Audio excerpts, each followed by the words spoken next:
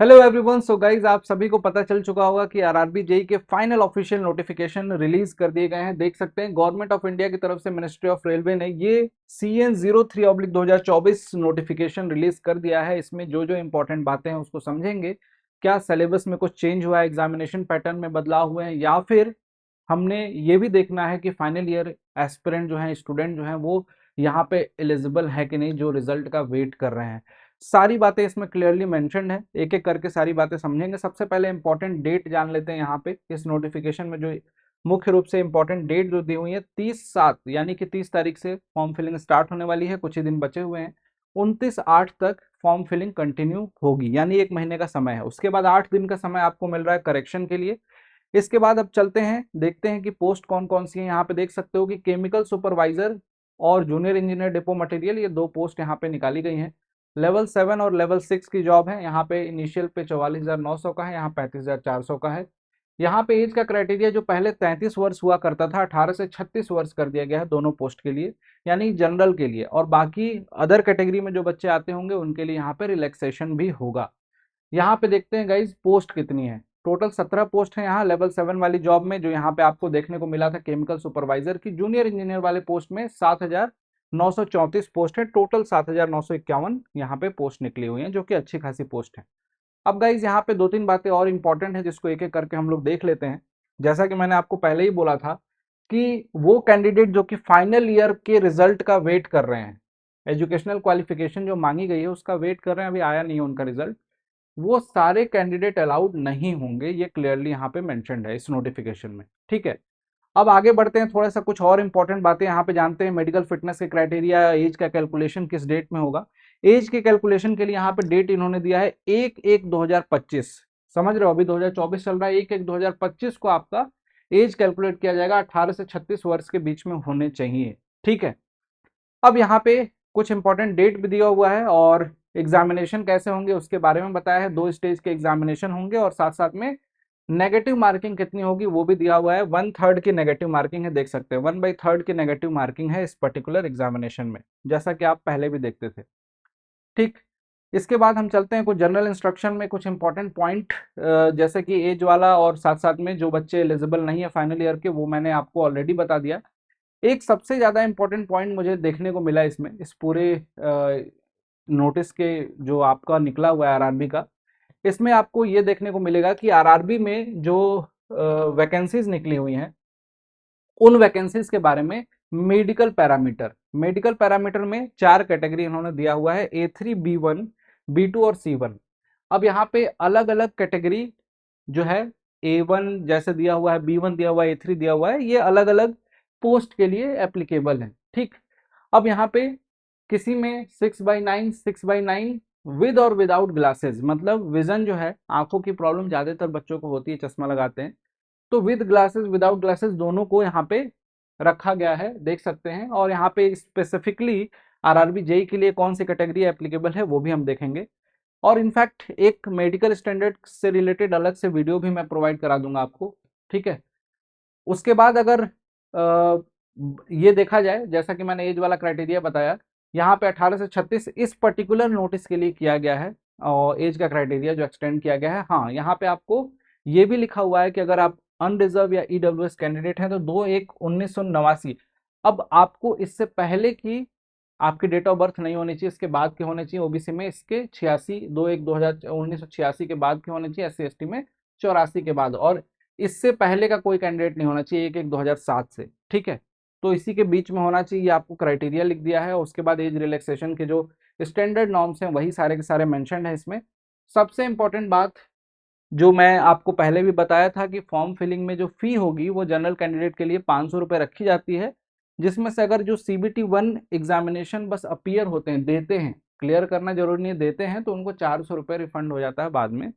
यानी कि फी एक तरह से बोल सकते हो कि 100 रुपये ही है। और SC/ST कैंडिडेट, OBC कैंडिडेट के लिए यहाँ पे देख सकते हो कि SC/ST candidate, ex serviceman, female, transgender, minorities, economically backward, EBC के लिए 250 रुपये। ठीक, इसमें OBC और ईडब्ल्यूएस वाले इंक्लूड नहीं है। ठीक है, मतलब उनके लिए 500 रुपये ही है। मोड ऑफ फी पेमेंट जो है ऑनलाइन मोड है, ऑनलाइन मोड आप पेमेंट कर सकते हो ऑनलाइन, है ना। नेट बैंकिंग हो, यूपीआई हो, कैसे भी पेमेंट कर सकते हो। ठीक। और कोशिश करना कि जब भी फॉर्म फिलिंग करें, फॉर्म फिलिंग की वीडियो जरूर देखें, और साथ साथ में फॉर्म फिलिंग करते समय अपने फ़ोन नंबर और ईमेल एड्रेस को अपना ही डालें, ना कि किसी साइबर कैफे और इस तरीके से करवाएं, बाद में बहुत दिक्कत आ जाती है, कम्युनिकेशन नहीं हो पाता है। ठीक। इस तरीके से सारे के सारे क्राइटेरिया दिए हुए हैं गाइज। अब इसके बाद मैं बात करता हूँ एग्जामिनेशन के पैटर्न को, क्या उसमें कोई चेंज हुआ है या कुछ बदलाव हुए हैं, तो उसको भी देख लेते हैं, वो भी समझना बहुत इंपॉर्टेंट है गाइज। यहाँ पे जितने भी बच्चे इस एग्जामिनेशन की पहले पुराने पैटर्न पे प्रिपरेशन कर रहे हैं, उन सभी को समझना होगा कि यहाँ पे देखिए 2 स्टेज का एग्जामिनेशन है। स्टेज 1 जो कि कंप्यूटर बेस्ड टेस्ट होने वाला है, स्टेज 2 ये भी आपका सीबीटी मोड पे ही होने वाला है। उसके बाद document verification and medical test होता है। ये 4 स्टेज आपको देखने पड़ते हैं। एक तरह से बोल सकते हो 2 ही स्टेज है एग्जामिनेशन के, बाकी तो प्रोसेस हर एग्जामिनेशन में होता है, medical test and document verification. अब स्टेज 1 में आपको जो नंबर ऑफ क्वेश्चन देखने को मिलेंगे वो 100 क्वेश्चन देखने को मिलेंगे। 90 मिनट का टाइम जैसा कि पहले मिलता था। 120 मिनट उन बच्चों को जो पीडब्ल्यूबीडी कैंडिडेट्स हैं, जिनको रिक्वायरमेंट है। और स्टेज 2 जो एग्जामिनेशन होगा, ये जब आप स्टेज 1 क्लियर करते हो तो स्टेज 2 आपका एग्जामिनेशन होता है। और स्टेज 2 एग्जामिनेशन में भी कोई बदलाव नहीं हुआ है। स्टेज 2 एग्जामिनेशन से पहले समझ लेते हैं कि यहाँ पे क्या क्या आपको देखने को मिलेगा। Mathematics, general intelligence, reasoning, general awareness और जनरल साइंस। वेटेज देखो बिल्कुल सेम डिट्टो वही रखा गया है। मैथ्स 30 नंबर की, reasoning 25, general awareness 15, general science 30। ये टोटल इतने क्वेश्चन, 100 क्वेश्चन 100 मार्क्स के आपको देखने को मिलेंगे। 90 मिनट में कंप्लीट करना है। इसके बाद आप बढ़ते हो स्टेज 2 एग्जामिनेशन पे, जिसमें आपको टोटल 120 मिनट यानी 2 घंटे मिल रहे हैं, और यहाँ पे क्वेश्चन हो जा रहे हैं 150।